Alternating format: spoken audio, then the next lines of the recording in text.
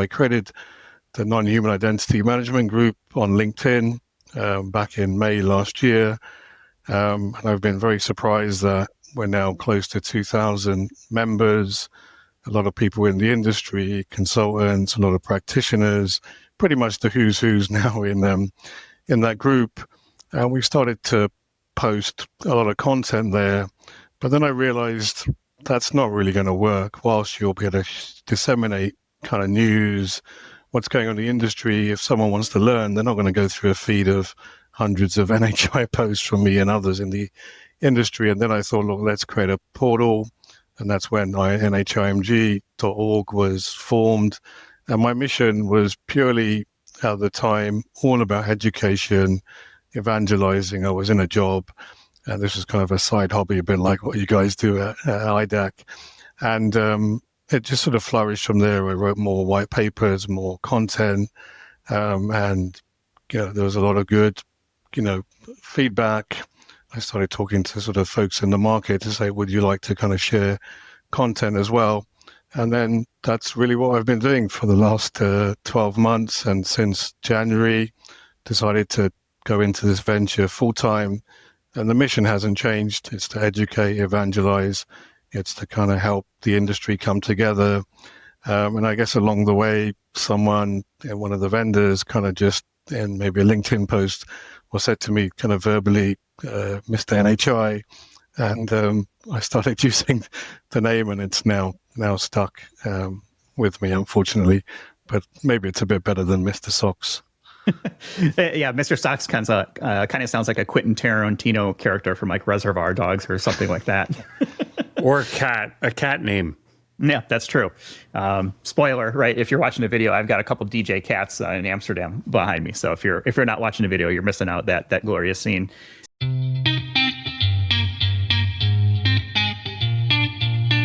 This is Identity at the Center. If it has anything to do with IAM, this is the go-to podcast. Now your hosts, Jim McDonald and Jeff Steadman.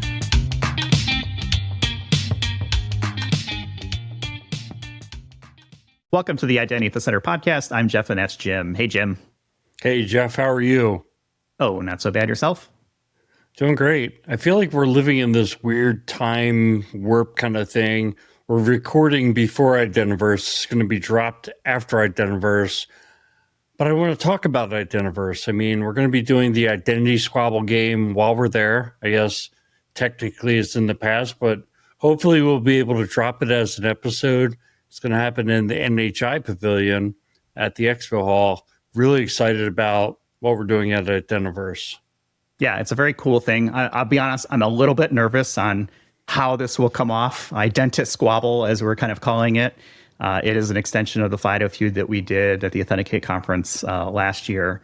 But we are doing it all on our own, basically, right? No help. We don't have like an AV team. It's going to be me setting up a bunch of cameras and me figuring out how to try to mic it up. So, we are a couple days away from that. And hopefully by the time people hear this, it turned out well. I hope people, are entertained. You may not learn anything, but I hope they're entertained as we go through that. So, yeah, I'm gonna give my thank you in advance to the CRA for. I mean, look, we're doing so much there. You and I are each hosting a panel, and we're going to be recording a bunch of podcasts and have an opportunity in the Expo Hall to meet people, give out stickers. I'm excited for the whole thing.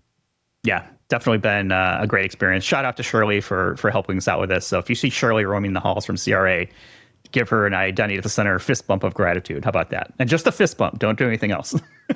Yeah, no, just fist, not fist to any other part of poor Shirley. Right. I think the other thing that would be great is like if people got to meet us, people got to and are listening to the show, go out, give us a review on whatever podcast platform you listen, or give us a thumbs up and a subscribe on YouTube. It definitely helps get the word out because, I mean, the podcast has grown significantly over the last 6 years and it's grown organically, right? We don't run any ads. It's people telling people about the podcast, people liking the podcast or giving us 5-star reviews and kind of like working it up in terms of the algorithm. Yeah. No advertising. The only advertising is what I see behind you, all the different plaques that you've taken from, the different conferences we've been at. But definitely very cool. And we are going to hit a couple milestones this year. We're going to be celebrating 6 years, I think, pretty close by the time this one comes out. And, I'm going to preview. We're probably going to hit 1 million downloads sometime later this year. So pretty crazy. Yeah, those big numbers, they keep coming. They keep coming quicker than I expected them to come. So, but that's not a credit to me and you, Jeff. That's a credit to all the people who listen. And I think the practitioners out there who, let us know all the time that, how they feel about the content, 99% positive. That's a shout out and a credit to them. Yeah, we like doing it and like the conversations we're able to have. And, that's what leads us to the conversation we're going to have today, especially like around, NHI, which is, so hot right now, if I want to steal something from Zoolander. But why don't we pivot into our conversation here with Mr. NHI himself, Lalit Choda. He's the founder and CEO of the Non-Human Identity Management Group. Welcome, Lalit. Thanks, Jeff and Jim, for inviting me to your Identity of the Center podcast. Real pleasure to be here and talk all about NHIs, non-human identities, or some will say machine or workload identities, whichever camp you're in. Yeah, we're going to get totally into that. I want to start, though, with your background, because this is tradition around here, is the identity origin stories for the people in the space. So tell us a little bit about your identity background. How did you get into this? Is it something that you chose, or did identity choose you? It's probably the latter. So I started my career 30 years ago in investment banking, came out of university straight into Morgan Stanley, was there for 18 years. I moved into sort of the equities division, running order management systems. And I guess that was my first exposure to sort of regulatory audit and sort of identity when the infamous Sarbanes-Oxley SOX Act came. And we had to make sure our systems were SOX compliant. I was the only one in my equities division that really took the SOX controls seriously. And ever since then, I was tagged in those days with a different nickname, Mr. SOX. And ever since then, sort of for the last 25 years, anything that was to do with regulatory audit, compliance, operational risk, I was involved in. So I've run a number of large Feds and other large regulatory programs for my various investment banks. And then slowly went more and more into the identity space, doing human regulatory programs, PAM, and I've done a number of NHI programs along the way as well. And when I did SOX 25 years ago, that was actually my first time I actually had to deal with NHIs, or in those days we would call them technical accounts or service accounts. So that's a little bit of my background in terms of my identity journey until I became, I guess, Mr. NHI. So how were you awarded that title of Mr. NHI? Is this something that somebody gave you? Is it something that you've kind of adopted as a moniker? Tell me about that. Yeah, so about just a year and a half ago, I decided one weekend to write a white paper on how to manage non-human identity risks. I was just running in the middle of a very large regulatory program at a large investment bank, fixing the NHI issues. And I thought, look, it might be worth writing some insights on what we did, the challenges. And I published that on LinkedIn. I wasn't really a big LinkedIn follower or contributor. And what surprised me was within a few weeks, I was getting pings from some pretty big industry heavyweights. I'll drop a name. For example, head COVID at Silverthorpe pinged and said, "Love your white paper, let's chat." And after writing that white paper, kind of a lot of doors started to open. I started to talk to a lot of folks in the industry, and I realized what was going on, that there'd been a huge growth in startups and a lot of discussion around the non-human identity problem. And I then started to realize, well, look, if you're a customer, you want to learn about the problem? Where do you go to understand about the risks, the challenges? Where do you get guidance and advice? And really, there was nothing in the industry about just over a year ago. And again, just one weekend, I thought, look, why don't I start and create like a NHI community? So I created the Non-Human Identity Management Group on LinkedIn back in May last year. And I've been very surprised that we're now close to 2,000 members, a lot of people in the industry, consultants, a lot of practitioners, pretty much the who's now in that group. And we started to post a lot of content there. But then I realized that's not really going to work. Whilst you'll be able to disseminate kind of news, what's going on in the industry, if someone wants to learn, they're not going to go through a feed of hundreds of NHI posts from me and others in the industry. And then I thought, look, let's create a portal. And that's when nhimg.org was formed. And my mission was purely at the time all about education, evangelizing. I was in a job, and this was kind of a side hobby, a bit like what you guys do at IDAC. And it just sort of flourished from there. I wrote more white papers, more content, and there was a lot of good, feedback. I started talking to sort of folks in the market to say, would you like to kind of share content as well? And then that's really what I've been doing for the last 12 months. And since January, decided to go into this venture full time. And the mission hasn't changed. It's to educate, evangelize. It's to kind of help the industry come together. And I guess along the way, someone, one of the vendors kind of just in maybe a LinkedIn post or said to me kind of verbally, Mr. NHI. And I started using the name, and it's now stuck with me, unfortunately. But maybe it's a bit better than Mr. Socks. Yeah, Mr. Socks kind of sounds like a Quentin Tarantino character from like Reservoir Dogs or something like that. Or a cat name. Yeah, that's true. Spoiler, right? If you're watching the video, I've got a couple DJ cats in Amsterdam behind me. So if you're not watching the video, you're missing out that glorious scene. But let me talk a little bit here with you about NHI, which is why we're here. I know we want to get probably a definition from you of what is NHI, but before I get to that, it seems like NHI is kind of having a moment right now. Kind of like identity at large is having a moment as like, hey, there's a spotlight on identity and people are starting to take notice of it, even though we've been here for years. And I would argue the same thing for NHI. But why do you think NHI is such a big deal right now? Because it seems like every conference that we've gone to over the last 6 months to 12 months has really started to put more focus on NHI. And I'm curious, if you see the same thing, and if so, why do you think that is? Well, there's only one answer. It's because of me and our group and all the noise. Great answer. No, that's not true. Look, I think, I do get asked this question a lot about why now. And when you talked about IdentiVerse earlier, where our group's actually going to be hosting a big NHI workshop next Tuesday, and the pavilion you referred to we're hosting. So it's going to be great to have you there. Look, I think what's changed is the last 4 or 5 years where, this was always a problem, right? As I said, I was dealing with this 25 years ago as part of SOX controls to cycle NHI passwords in those days.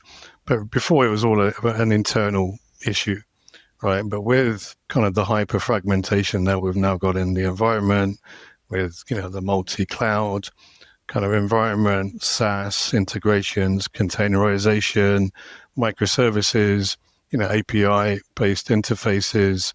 I guess now, more growth we're going to see with Gen AI. I guess all these kind of non-human identities, they're much more easy to compromise and discover. There's a great stat by a company that produced a report in 24 saying that there were 24 million secrets found in public GitHub repos. So look, people have not implemented good controls around managing NHIs or secrets. They're all over the place. We've got generally very weak controls around managing the NHIs. So we're seeing, a lot of issues, breaches that are occurring. Our group recently published a 52 breach report to celebrate our 52 weeks since we were formed. And we're seeing breaches now occurring on a weekly basis where threat actors are discovering these credentials in repos, API keys, tokens, and it's an easy way to get in, right? They don't longer need to, kind of compromise a human's credentials. They just can get access to these NHI identities and you're in, right? And given, environments are so distributed with cloud and SaaS, we're much more significantly exposed than we were, many years ago. So I think just the explosion in, in the fragmentation that we've had in the environment has just now caused this huge problem. Hey, Lalit, so feels like you come to this from the practitioner perspective, and that's a big reason why Jeff and I wanted to have you on this podcast, because we've got a lot of folks who come on with kind of the vendor perspective, and this is in no way to disparage what they do. They're out there building solutions, right? But overall, what we're hoping to get out of this conversation is kind of a framework for the practitioner to wrap their brain around this NHI problem and how they can solve it, right? Where do they use their existing tool sets like IGA, privilege access management, single sign-on? Where do they need new tooling or new approaches? And I'm going to start you with a really simple question, because I kind of feel like we need to define NHI. And you made a statement earlier. Some people might call it machine identities. So is that what it is? Is NHI equal machine identity? Yeah, look, there is still a lot of debate in the industry around what's the official term for this topic we're covering. Obviously, which camp I'm in, which is the non-human identity camp. I guess our friends at Gartner, talk about machine identity as kind of the center of the universe, and then under there they talk about where workloads and devices, where we start at non-human and then talk about workload and devices under that. Look, I think it's going to take a while for things to settle on what will be the common term. I think hopefully what may happen is that these become interchangeable terms. You can, to me, non-human, machine, workload, it's all really the same thing, and I think they can in some respects be used somewhat interchangeably.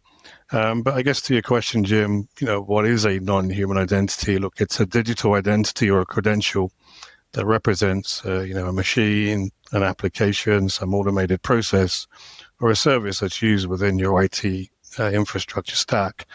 And these non-human identities allow those machines and software workloads to securely authenticate, operate and perform tasks automatically, including kind of authenticating to other machines, processes, and services without any kind of human interaction. So look, these are the identities, the accounts they use to run all software, all around the world, including IoT devices and other devices, in an automated way, right? So it's what runs everything we do.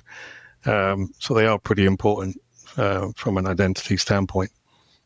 So if you were back at Morgan Stanley, or your advice for a practitioner out there, right? They get stuck in a long elevator ride with the CIO, and he happened to hear about these non-human identities and like, hey, I'm in the elevator with the identity guru. I'm going to ask, Lalit, what are we doing about non-human identities? What's the right answer if you're a practitioner? Like, how do you even think about that question? Look, we could talk for hours on this. Doing an elevator pitch on NHIs is quite challenging. When we started an NHI program at a more recent investment bank, my CISO said to me, why can't we fix this in a year? And we then had an incident that occurred a little bit later, which I can talk about if we've got time. But look, the real fundamental issues at the moment with NHIs is there's so many of them out there, right? The stats that will quote NHI is a number, human identities 25 to 50x. Some will even quote 100x. And these numbers will go up, significantly more as we've got agentic AI coming in. But generally, non-human identities are unmanaged, right? They have very weak controls. They're kind of the forgotten problem child. Everyone focused on human controls and PAM and protecting your barriers. But managing non-human identities and the secrets that are associated with them were typically not, always an afterthought. Focus was on just delivering software as quickly as you can, and security was an afterthought. So you have a lot of issues, right, with secret sprawl. You have a lot of weak controls. So look, some of the issues you're going to get with NHIs, they're easy to discover. You'll find them hard-coded in source code repositories, Confluence, SharePoint, Slack channels. Understanding how many you have, right? There've never really been any ways to kind of fully manage and inventory your NHIs. That's very hard to do. A lot of these accounts are static in nature, and that's kind of the core issue with kind of NHIs. Whilst we can talk about what we can do more strategically in zero trust, maybe later in the discussion, the vast majority of NHIs, they're static, right? So they've been created. They have, in most cases, no ownership. They may have been created 10, 20, 30 years ago. People don't know what they are. Are they still used? We've worked at organizations where 50, 60% of the accounts that we've uncovered have not been used. And clearly that increases the surface area of risk. You have humans that are using these accounts and bypassing controls. We saw that when we turned on PAM controls at a bank. They said, look, we don't like the PAM controls, so they started using NHIs as a way to bypass, entry to production. NHIs typically, right, because they're running your crown jewel apps, they're going to have high privileges. So again, these are targets for both internal and external threat actors. And there's many other issues that you have, with NHIs. So unfortunately, they've always had these issues. And now with all the hyper-fragmentation that we've talked about, the problems just kind of exploded, exponentially. So look, it's a huge elephant in the room. I would say it's probably one of the toughest challenges you'll face in your career in terms of solving. Much, much complex than solving kind of the human identity problem, which is much more mature. And a lot of the tool sets, to a point you made earlier, just aren't fit for purpose, or at least the traditional tool sets. And we can talk about that if we want to dig deeper to meet the requirements around sort of NHI lifecycle processes. Okay. I think we're on the first floor now. We've come all the way down on that elevator ride. I kind of feel like the original NHIs, at least that I dealt with, were service accounts, right? So you had these service accounts.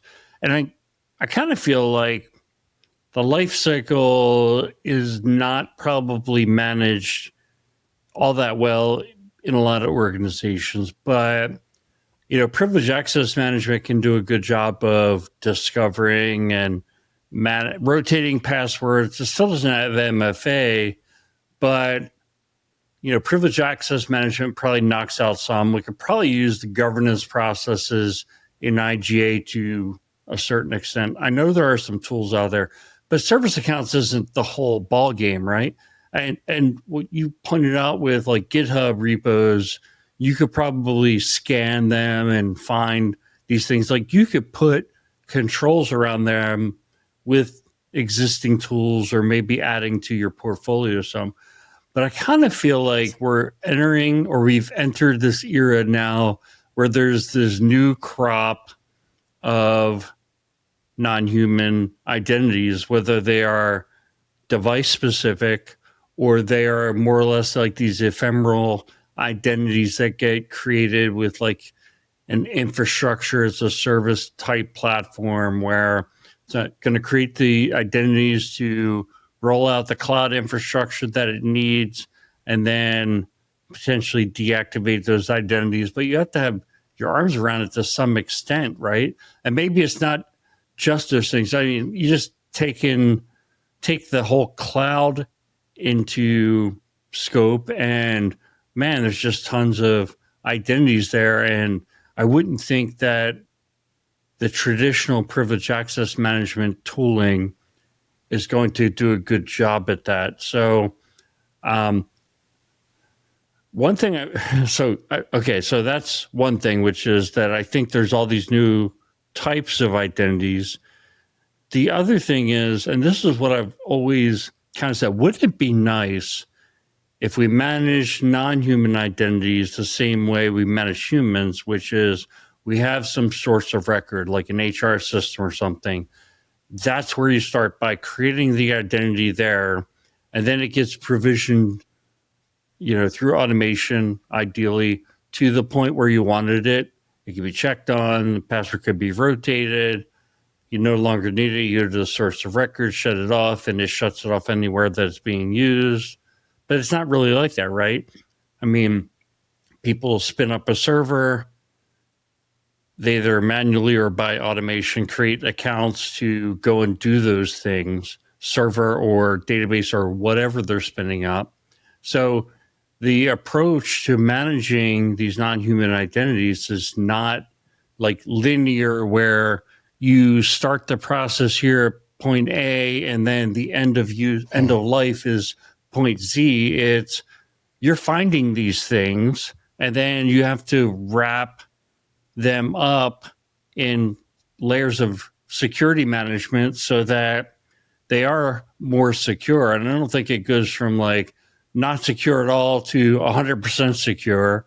But to me, that's the big thing, is that, hey, there's these new identities and they are not easily managed. And the tools you have today don't do a good job of managing them. And that, to me, that's like why it's hot. It's like all of a sudden we're inundated with all these places that are now creating identities, and none of the tools that we have traditionally do a great job at managing them. Did I get that right?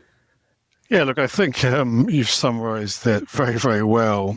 Look, even if you look at the human space, right, you've got all the cloud tools that are out there, right, that have come along, that have moved beyond sort of the traditional IGA and PAM, even for just kind of the human use case. But with kind of non-human identities, there isn't a single source of truth like you might have with human identities. There's going to be many places where they get provisioned, in the cloud, on your, on-prem environment. You're going to have a lot of local accounts, maybe on legacy databases, Active Directory. You're going to have many, IDPs, right? So there's going to be like, tens of places where a typical organization is going to have these NHIs kind of provisioned. But generally, they get provisioned. They typically come, if they're static, with some keys, some passwords. They get shared around, maybe in an email or in some other communication channel in a ticket to the requester. So there you go. Problem one already, right? The credentials are known by humans, and then they'll take the easy route. They'll just put them into source code, hard code the credentials. So you've got all the challenges around, vaulting, removing hard-coded credentials. Look, so yes, a PAM solution can help with some of that, but a PAM solution isn't really going to solve your whole inventory problem and discovering all these identities that are out there. Once you've discovered them, you need to understand who's the owner, what's the level of permissions, how broad is the access, right, and classify them, and then you can start doing things like posture management. Have they got excessive permissions, misconfigurations, what's inactive, what's shared. And clearly, with, the growth in cloud, the number of privileges that you can get in the cloud just kind of are crazy, right? The tens of thousands of difference of combinations. So people take the easy path out and say, look, rather than following least privilege principles, let's just go with, an Uber kind of privilege. So you see a lot of, I think, the clouds kind of encouraged kind of more excessive privileges to these identities. So you've got, them all out there, and you talked about scanning. That's another area that traditional tools would not have done, right, is to scan and look for these credentials in source code, in repos and other places. And then, the big task is once you've found all the things, yes, you can do some hygiene, some cleanup, but you've then got to secure the secrets if they're hard-coded. At a previous org that I wrapped up last year, we had to secure over 100,000 NHIs that we were uncovered in source code. And our initial scan that we did found over 1 million potential hard-coded secrets, passwords. So you can see the size of the problem, and then to make those changes, move those credentials into a vault, the amount of changes you need to make to your code to remove those credentials, the operational risk. And then you talk, Jim, about cycling, right? And rotating these credentials. One is securing them, but the reality is people still know the passwords, the secrets. And as people leave, and then with cloud API keys, you can take that information with you, right, to another organization or compromise those accounts, even if you've left an organization. So rotation becomes something that you need to do. And whenever there's a breach, right, the first thing is rotate your keys. But again, are those credentials used in many places in your code? How do you know when you rotate, that all the code, is using the same, vault solution to source their password? If you miss one of those dependencies out, you could end up causing operational impact. And we've seen that so much at many orgs where you didn't realize a credential was, used, you missed a piece of code, or you found, some other app you given the credential to, like to another team that needed to connect to your database. You give them the password and they're using it as well.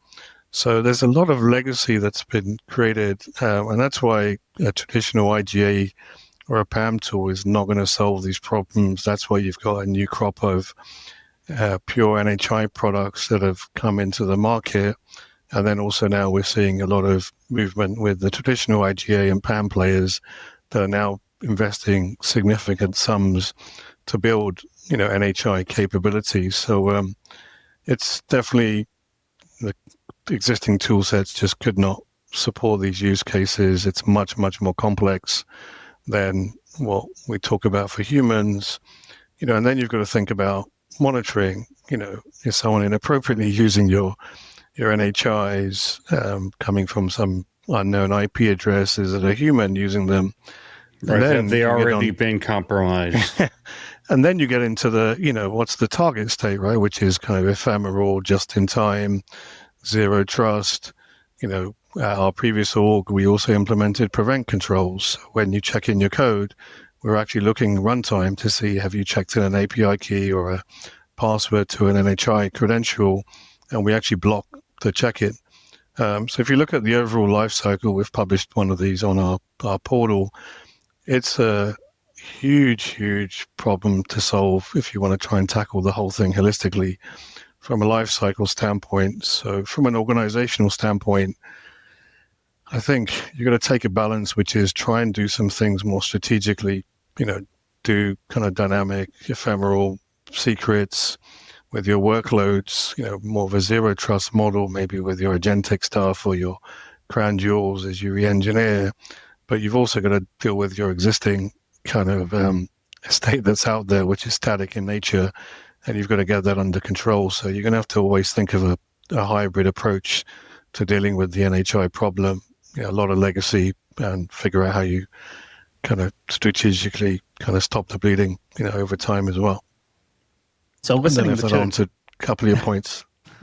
It certainly did, but it opens up some questions for me because I'm listening to the two of you talk here, and now I'm wondering, whose fault is this? Where does the blame lie? Because I feel like this is where privileged access management was supposed to have been the solution for this. We've been sold this bill of goods by PAM vendors for decades that, hey, this is where you go to manage your non-human identities. We didn't call it that. We called it service accounts. We called it keys, right? All that kind of stuff. But listening to the two of you makes me feel like, okay, what do you mean? I thought PAM was supposed to do that and it's not doing it. And that has opened up the door for these new vendors to come in and specialize in this version of PAM 2.0 or 3.0 or whatever we want to call it. But I almost have a feeling of a little bit of remorse here. It was like, all right, well, PAM was supposed to do this. Why isn't it doing it? And I don't know if that's a fair assessment based on the conversation so far, or just kind of my experience with PAM solutions. But I'm curious, Lalit, to see. Look, I think it's different. Sorry to interrupt. No, please go ahead. Look, I think if you ask me, was PAM designed to solve NHI? I would say partly. Like my background in dealing with PAM was really driven from kind of a human standpoint, where you had like core admin accounts, root accounts, service accounts, right, that are needed to operate your infrastructure, your software. So this definition we gave on NHIs, but usually the PAM element there was around humans and controlling people that needed to elevate their privileges, right, to impersonate, pseudo become that account, to maybe deploy the software, or maybe when there's a support issue, go in and, become that account so they could then deal with support issues. So yes, it was there to protect kind of your keys to your kingdom, like your most privileged accounts. But I think non-human identities are much, much broader than just PAM. Right, I think, if an application's got an account that it uses to connect to a database, is that a privileged account? That's really just an account that process needs to operate and communicate with other services. Yes, it has privileges, but is it a privileged account like in the traditional PAM sense? I'm not sure it is. But yes, the idea of what PAM tools did, you could argue could cater for some of the lifecycle processes for an NHI, but again, like take a vault like Hashi, all they do is capture the secrets, right? They don't deal with the lifecycle processes. They don't natively deal with cycling or scanning or inventory or ownership. So many of these existing tool sets only deal with a really small part of the overall lifecycle of NHIs. Yeah, and I think that's. Go ahead, Jeff. I say so. I think the important distinction here then is the first word of PAM, privileged. Does privilege connotate non-human identity, and then does non-human identity equate to privileged? Right. I think that's kind of what I got from your answer was not everything is equal. You can have a non-privileged, non-human identity. I'm kind of thinking about what, maybe you can give me an example of what that might look like, because if I think of non-human identity, I'm thinking of something that's sitting behind the scenes. It's a service account, it's a script, it's an API, it's, some sort of thing that is accessing a data or a resource. And, I guess maybe it's like the cafeteria menu or something like that. I don't know. What would be an example of a non-human identity that is not privileged? Well, I think every non-human identity will have privileges, permissions, to whatever identities it needs to operate. But I guess the privilege, when I think of the PAM, it's really, where you're trying to elevate and, get sort of higher privileges than what you had today as a human, right, to perform some elevated role from your basic credentials as, a human identity. So my always view of PAM was around how you elevated, the human use case to get access to those non-human identities, versus PAM being the thing that managed everything, every NHI that's out there. I'm not sure I've quite answered your question. Well, I like how this conversation is going, because I think we've, as least privileged people, as identity people, lifers, if you will, we want everything to be done great, but we know that the reality is that we have to take some kind of a risk-based approach. And so it's all about setting priorities. I was going to ask the question a more, from the beginning, like, this is a huge elephant. I mean, when you talk about non-human identities and you talk about the pure scale, even in like a small to mid-sized organization, when you talk about a large enterprise, you could be talking about literally millions of identities. How do you wrap your arms around that? Where do you start? And I think it's got to be based on risk. You got to look for, and so when we talk about privilege, I mean, of course, like every account has some privileges, but we've got to go for those ones where it's like, oh, that's one, or maybe it's a type of an account where, like, hey, if these got compromised in our Active Directory, what, and like, I'm sure there's some people out there scoffing at the Active Directory, but normally when companies get completely ransomware and completely shut down, it's because the hackers got the Active Directory. They got control of the Active Directory, and they can basically turn off your business and make it so, your email doesn't work. People can't log into their laptops, can't get to their files. I'm sorry, that's lights out. And so whether or not you like Active Directory, hear me out. Those kind of accounts have got to be like at the top of your pecking order. And then I think it would be applications that are, the core of your business. So do you agree that like that's how you go about prioritizing? And I'm assuming, whether you agree or disagree, how do you then choose your technology stack to solve that? Because to your point earlier about Hashi, great vault technology. And maybe that, you say, I'm going to take on risk number one, and that's what I need.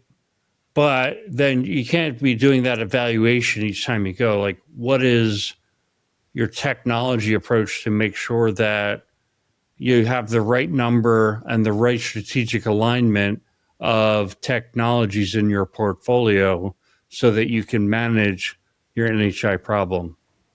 Yeah, look, it's a great question. I get asked this a lot, and I recently talked about this at EIC, and next week I'll be doing a similar talk at IdentiVerse, a practitioner's guide to NHIs. So look, when I ran my last NHI program at a large investment bank, we took step back first and took a holistic approach. And clearly our mantra was, you've got to take a risk-based approach. You can't tackle the elephant in the room. So some of the things, Jim, you've talked about, you have to look at where are your highest risks.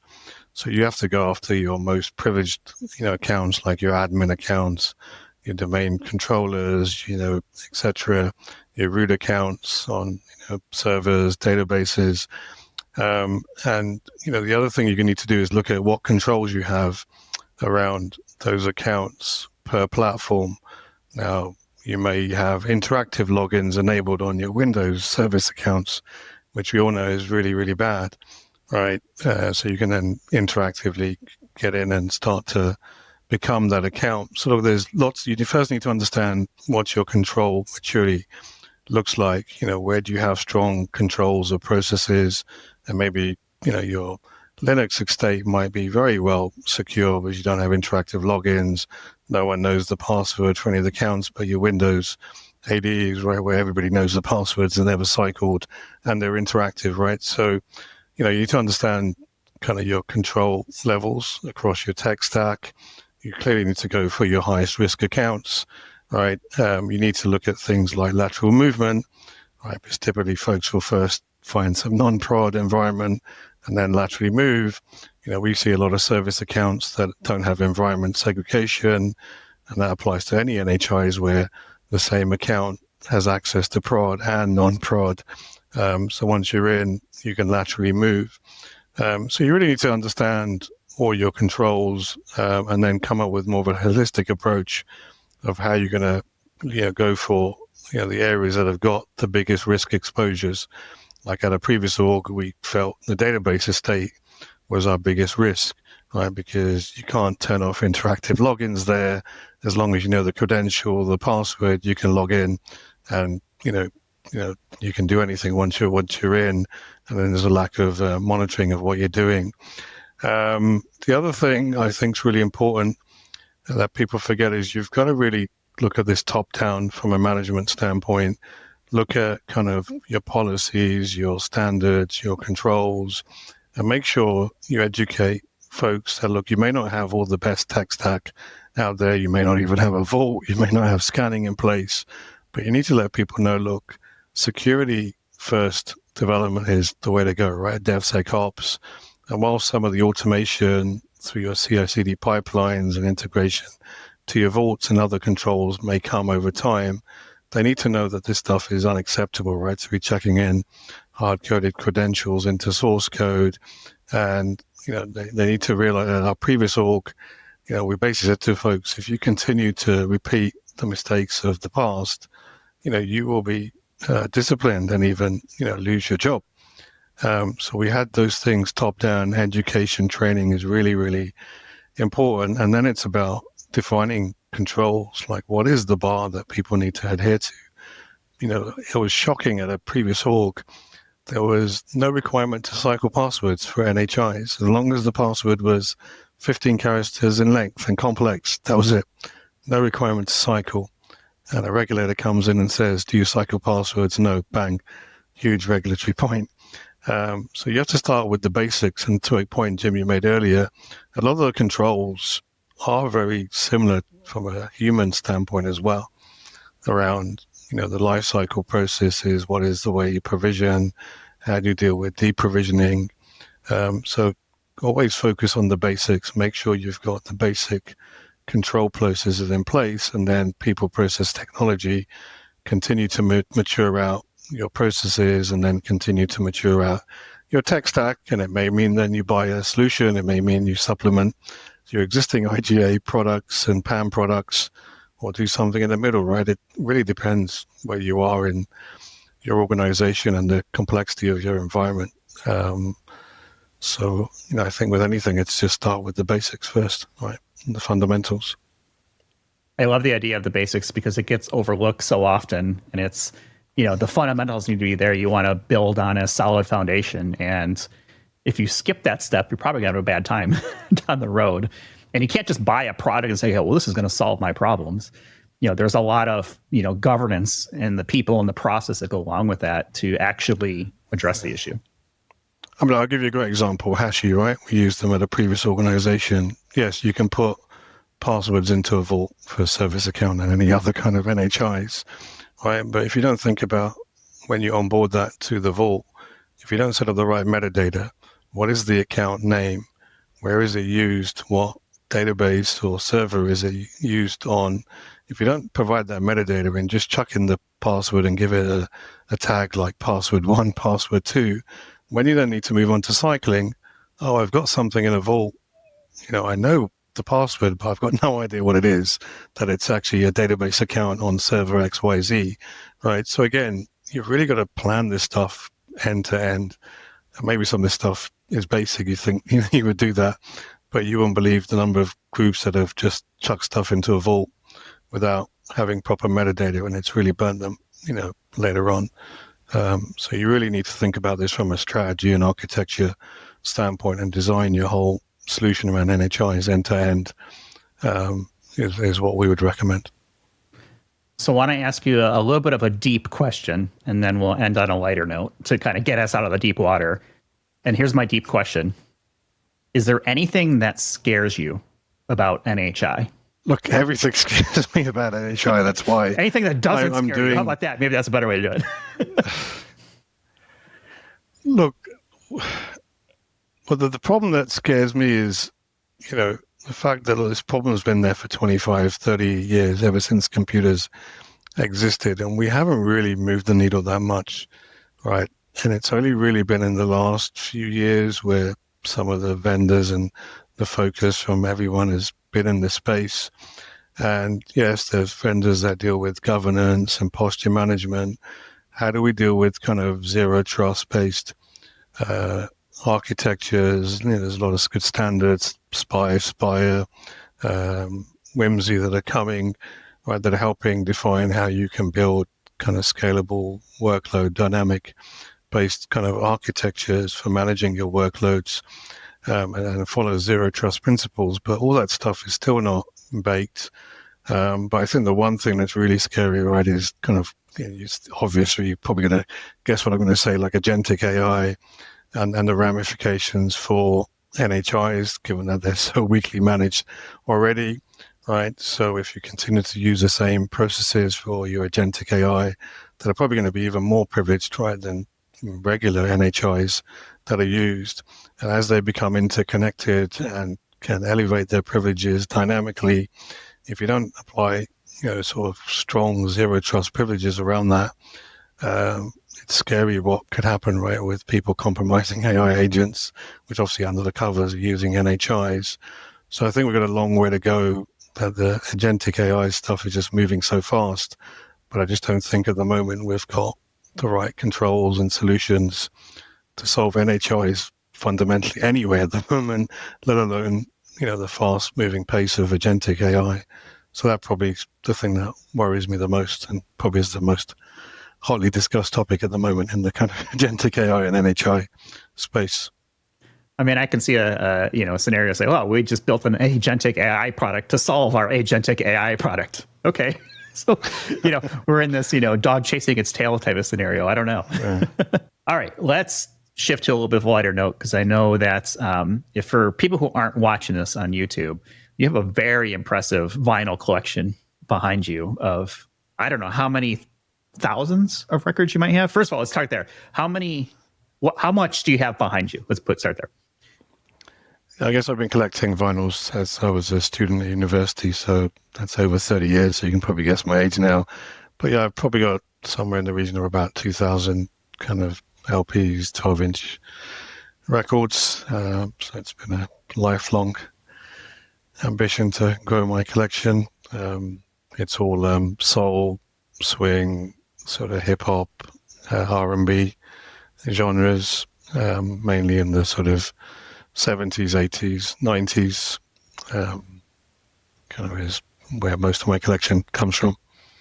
I feel like vinyl's having a little bit of a resurgence here the last, few years, but it seems like it kind of went away when CDs and, then laser discs, I think were a part of that as well. Yeah. But was there a lull in that collection where it's like, man, it's just getting harder to find, modern artists putting out their content on that format of vinyl? Yeah, good question. I've not really been buying a lot of newer stuff. It's mainly in that sort of 70s to 90s kind of era. I did probably stop buying stuff for quite a few years as I was working in investment banking. But then as kind of the last few years, I started to grow my collection again, and bought a lot from other collectors on eBay. And there's a great story where I ordered a batch of albums from someone that I got to know very well. And I was just going through them, cleaning some of the records, record cleaner, and out popped out about 150 pounds in very, very old British notes. So I told the guy that I purchased them that I found this money in one of his record sleeves. I went to the bank, got the money converted because it was not legal tender anymore, and sent the money back to him. So maybe it tells you a little bit about me, that what I'm like if I'm in that kind of dilemma, that I would definitely give the money back to the rightful owner. But that was a big shock to find money, and apparently he does that quite a lot, hides money in his he has 10,000 plus record collection. So you might start buying more albums from him and then finding more money in all of his secret stashes, huh? Yeah, I guess I probably need to go through my 2,000 now and see if there's any more I can find in there. But you never know. There might be a few more lurking out there. So of that 2,000, I'm going to ask you to pick your first. What's the one that you remember first getting? What's your best album or record or vinyl, I guess? And then what's your favorite one out of that set? Yeah, I'm not sure I can remember my first one, but it would probably be something like Luther Vandross, Freddie Jackson, Marvin Gaye, probably something in that kind of sort of era. I think in terms of like kind of my most cherished kind of favorite album or 12-inch is probably from a British band called Loose Ends. They have a lot of great records out there, and I had the fortune to sort of see them play in a bar a couple of years ago, and big fanatic of their music. I took all my kind of albums, LPs with me, and I was waving them around on the dance floor. And then at the end of the night, the band actually said, "Look, come and join us." And then they signed all my my albums, both on the outside and the inside. So that was a real special moment for me. So what was the other question you asked? Is there a best one? And I guess maybe best not the same as favorite. Like, do you have something that's like, oh, this is a real find in the space of vinyl? I don't know if it's something rare maybe, or something that has a lot of value other than sentimental. There was one tune by a singer called Tammy Payne, and she sings a song called Free that probably very few people have heard, but it's just one of those classic sort of soul songs that first time I heard it, I just felt I've got to have this, and it's always been in my top 5. And it took me a year to sort of source this when I was at university. And as a kind of poor student, I think I paid about 30, 40 pounds for it, which was a lot of money in those days for just one record. But it was from a specialist kind of reseller. And then a few weeks later, I'm rumbling through a sort of a record shop, and I found another copy of this same thing that I paid 30, 40 pounds for, and it was on for like 50p or a pound. So I was gutted that, just in a week I paid over the odds, but that's the one I probably cherished the most because it was the one I wanted to get for a very, very long time. And it took me ages to find, but then I found 2 in quick succession. So you had one for playing and then one for like display or, keeping, right? Jim, I want to pivot over to you. What is your first, best, and favorite album, I guess? I'm not sure. I'm pretty sure you don't collect vinyl, but give me a first, best, and favorite. So I'm going to mention 3. And interestingly, none of them were vinyl. So the first one was 8 tracks. And so get this. I don't know if you remember, but in the 80s, early 80s, they used to put in magazines, Columbia Records would put these inserts where you could tape a penny to, it was like a postcard, and mark off a bunch of albums that you wanted, and you get them in 8-track format or vinyl format. So I ordered, I think it was like 6 for a penny. I thought, this is the best bargain ever. I was like 6 years old. And I got Devo. Remember that song, Whip It? I got Michael Jackson, Thriller.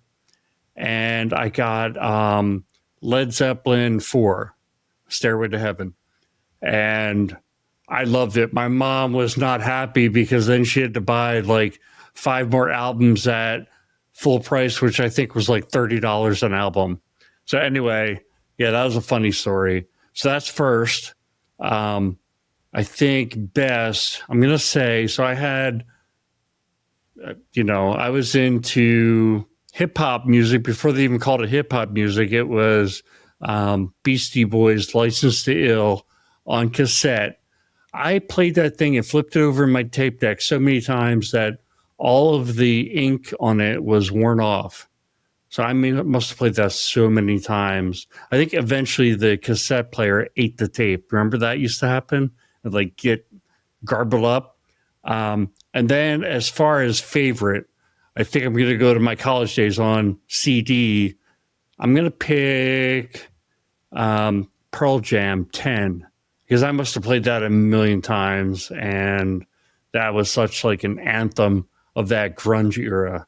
And I've loved music ever since, and I've had other things, but those 3 events stick out in my mind as first, best, favorite.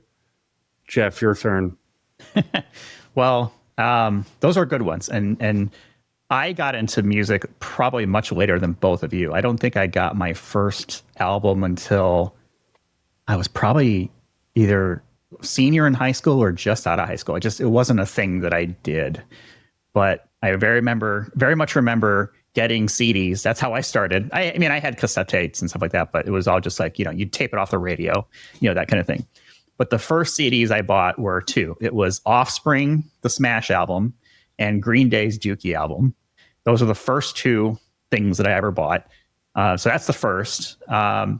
let's see. The best is probably a box set from Metallica called Live Blank Binge and Purge, and it had a double CD of a live show that they did. I think it was in Mexico. It had a video of the performance. Yeah, just a great thing. But it was like a full box set and it had like a chest or whatever.